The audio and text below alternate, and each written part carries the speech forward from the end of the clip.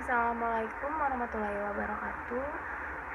Apa kabar semuanya? Semoga sehat. Jadi hari ini kita bakal bahas materi yang berjudul virus. Jadi kita pertama bakal bahas sejarah virus dulu. Jadi saya sedikit lihat catatan karena takut lupa dan takut ada yang salah. Pertama kita tulis judul dulu di sini.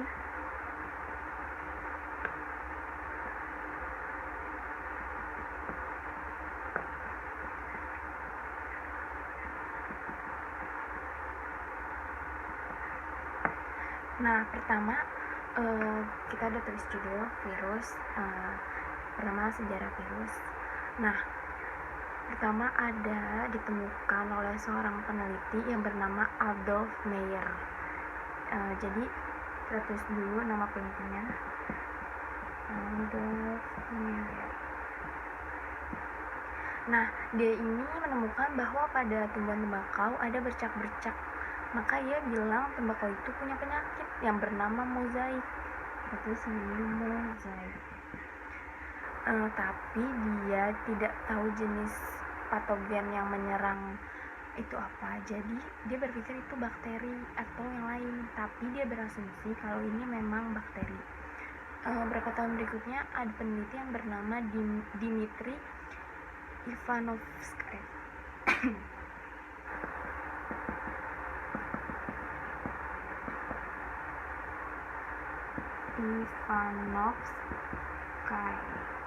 Nah, dia ini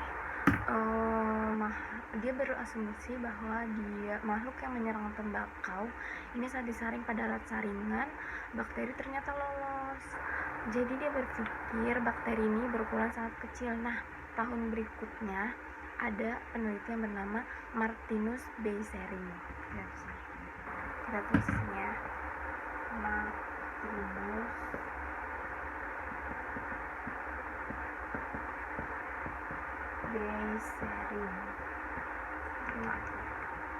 Martinus Beijering. Jadi dia menemukan bahwa saat ekstraksi dia suntikan pada tembakau, jadi pada serang patogen ini tidak berkurang.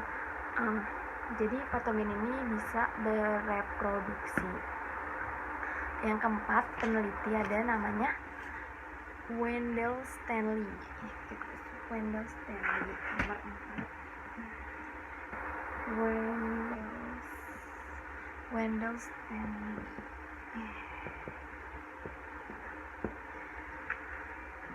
Menurut peneliti ini, Wendell Stanley, patogen yang menyerang tembakau tersebut ternyata bisa dikristalkan. Jadi dia berpikir bahwa ini bukan bakteri tapi makhluk lain yang kita kenal itu virus.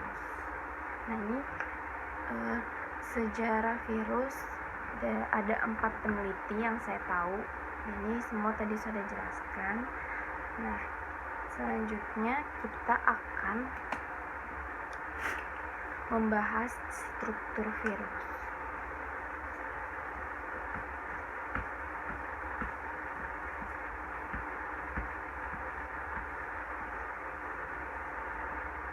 Nah, struktur virus kita tulis di sini.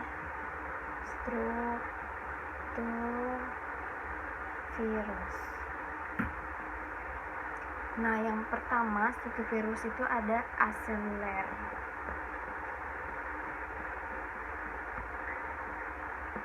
Kenapa aseluler? Karena tidak mempunyai membran sel.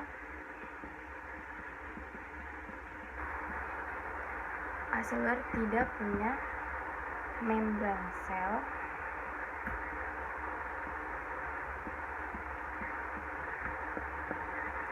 Dan tidak mempunyai nukleus, tidak mempunyai sitoplasma,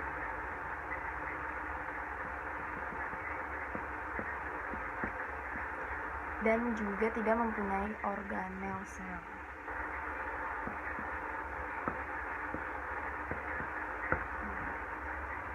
tidak mempunyai organel sel. Tulisannya miring lagi.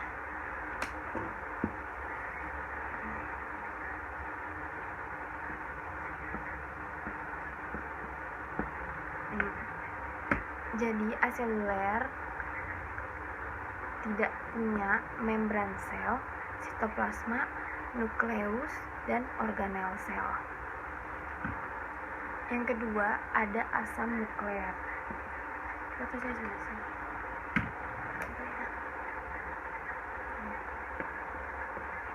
Asam nukleat. Yang memiliki, bukan memiliki sih, kayak dia memiliki ternyata asam nukleat, tapi hanya satu macam antara DNA dan RNA saja. DNA dan RNA saja, hanya satu, jadi satu macam aja.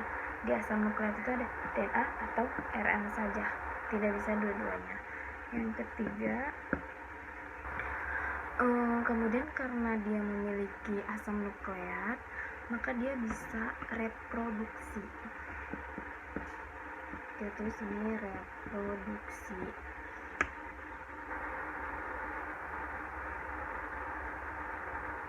Hanya saja dia hanya mampu bereproduksi pada makhluk hidup lain, makanya disebut parasit obligat. Parasit obligat atau dia tidak bisa hidup kalau tidak menumpang. Jadi dia hidup harus parasit obligat. Jadi gitu. Jadi ini ada 4 struktur dari virus. Yang pertama, aseluler, tidak punya membran sel, nukleus, sitoplasma, organel sel. Terus dia juga memiliki asam nukleat, tapi hanya bisa satu macam antara DNA dan RNA. Nah, karena dia punya asam nukleat, jadi dia bisa reproduksi, tapi menumpang, makanya disebut parasit obligat. Nah, selanjutnya kita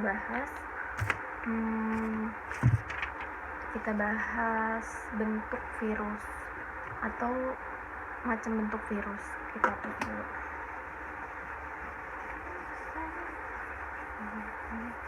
Sampai sini paham kan guys?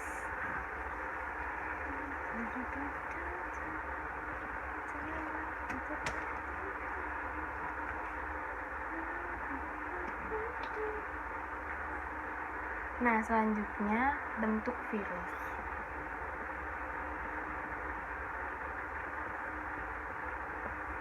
Nah, kalian tahu nggak bentuk virus itu seperti apa? Sebenarnya ada yang berbentuk seperti tabung, bulat, seperti filamen atau benang. Yang keempat itu seperti huruf T.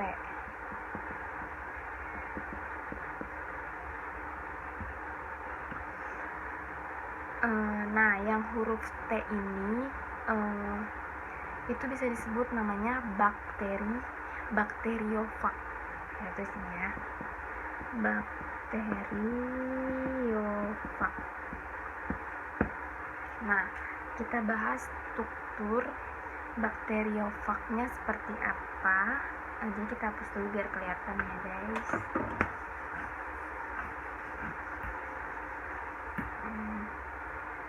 Pertama, terdiri dari 3 komponen utama. Kita gambar aja.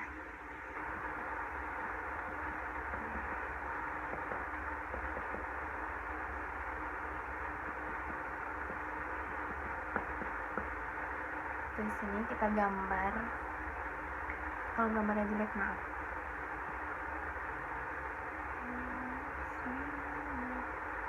Ini saya udah gambar di kertas tapi takut nggak kelihatan, saya gambar dulu. Jadi di sini ada bagian pala,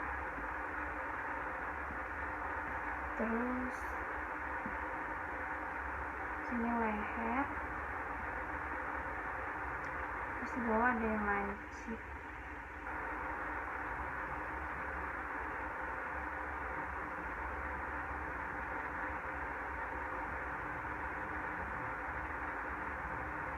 Ini hanya ilustrasi ya guys, semuanya ini hanya ilustrasi. Jadi gambarnya seperti ini. Jadi yang paling atas ini kepala, sini leher, sini ini kepala.